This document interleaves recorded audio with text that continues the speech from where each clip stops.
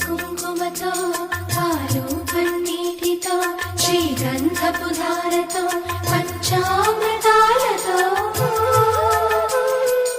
అంగాంగం తడుపుతూ దోషాలను కడుగుతూ గంగోత్రికి జరుపుతున్న అభ్యంగన స్నానం.